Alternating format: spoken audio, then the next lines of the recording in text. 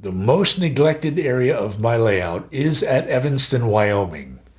Now, at long last, I hope to finally get started on a much-needed renovation of this area. Let me tell you what I plan to do, coming right up.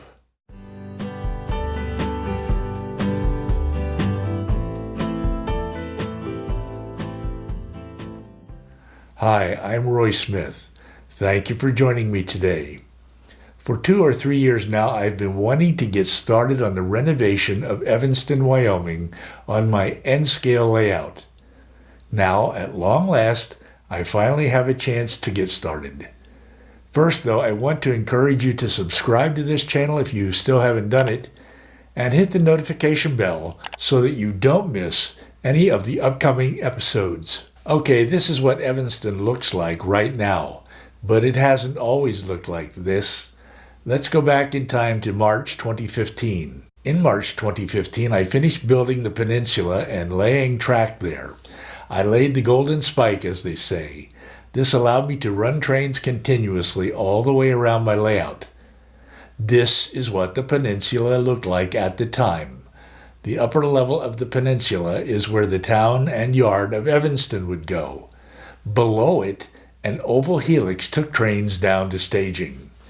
I named this my Western Helix because it took westbound trains down to staging tracks representing Ogden, Utah and points west. In December 2016, I extended the peninsula where Evanston would be located because I needed more space for the town and yard. I also extended the Scenic Divider, which separates the Evanston side of the peninsula from the Echo Canyon side. I showed you how I extended the peninsula and Scenic Divider in a video called Extending the Peninsula that I uploaded in December 2016. I will put the link to this video down below. Now let's take a look at a clip from it. Let's begin by looking at the benchwork that supports the extension of the peninsula. As you can see, I varnish my benchwork. I do this for 2 reasons. First, it helps to protect the wood from insects that eat wood. Second, I varnish it because I don't plan to hide it behind skirting. Skirting blocks my access to the wiring and everything else under the layout. Here's the extension with the sub-roadbed installed. You can't see the benchwork underneath very well, so the sub-roadbed looks like it's floating in the air. The peninsula is now almost 18 inches longer than it was before, and 3 inches wider.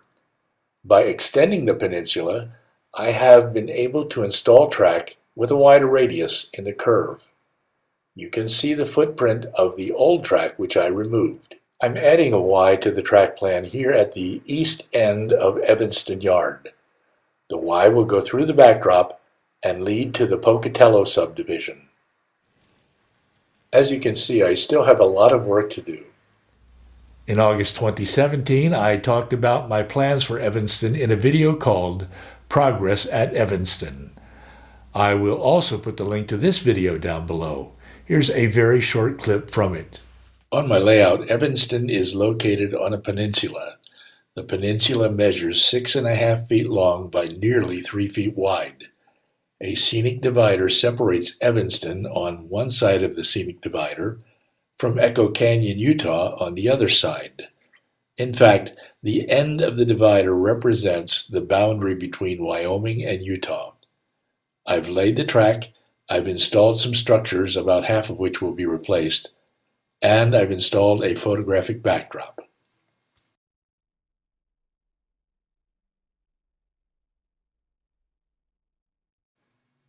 Underneath, a helix with a 2% grade takes westbound trains down to tracks representing Ogden, Utah in the staging yard.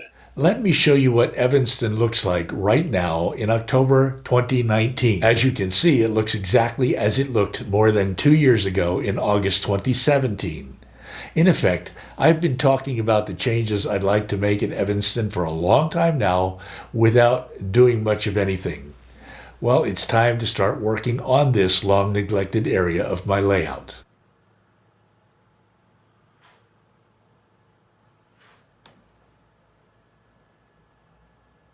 I hope to begin by making a minor realignment in the arrangement of yard tracks, which I will describe in next week's layout update, because I've never really been happy with the current arrangement of track. Just to clarify things, this copy of my track plan shows where Evanston is located on the layout. Perhaps I'm trying to do too much in a limited space. There are two fictitious manufacturing industries, a track that I referred to as an interchange track, which I will explain later on, and tracks for the UTC, or Union Tank Car Company.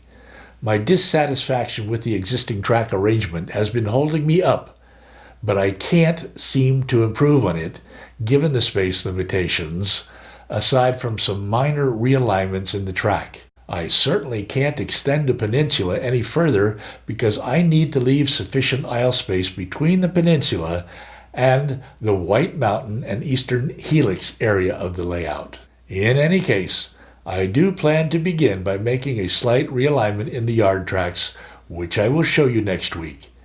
And along with that, I will need to install drop feeders on each of the yard tracks. Then I want to do this area over here at Granger Junction.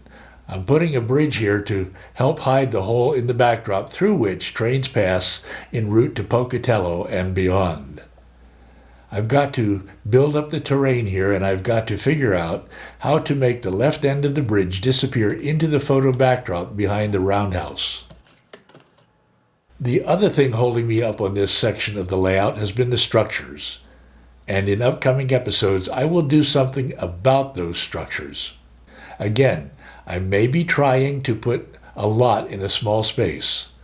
Most of the structures will have to be building flats or shallow 3D structures, especially the railroad complex, including the roundhouse,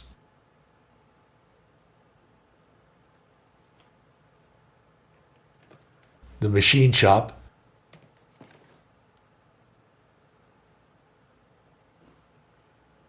and the power plant if I can find space for it.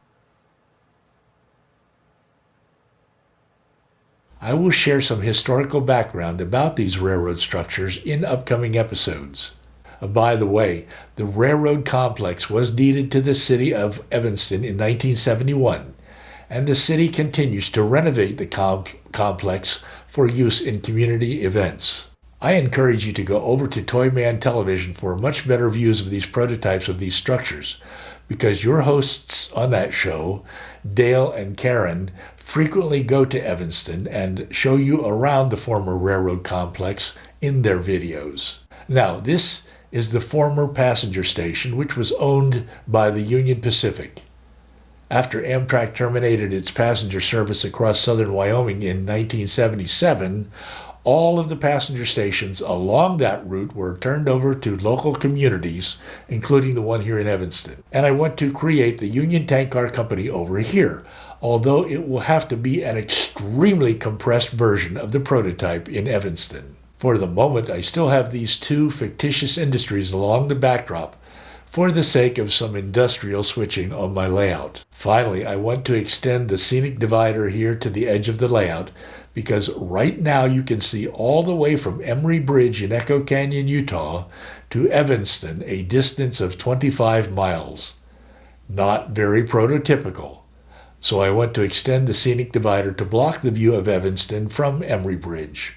I've got a lot of work to do at Evanston, and I don't want to put it off any longer. When you come back next Saturday, you should be able to see me making some progress, especially with the realignment of track and work on the highway bridge. In a moment, you will see a train running through Evanston. But first, I want you to remember that I upload a weekly variety show called Dispatch for model railroaders every Tuesday night. And every Saturday morning, I upload a layout update like the one you're watching right now. Be sure to come back for these two uploads each week.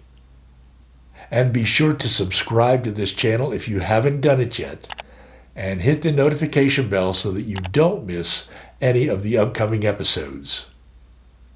Well, thank you for joining me today, and until next time then, happy railroading. I'm Roy Smith, and I will see you again very soon. And now, a train.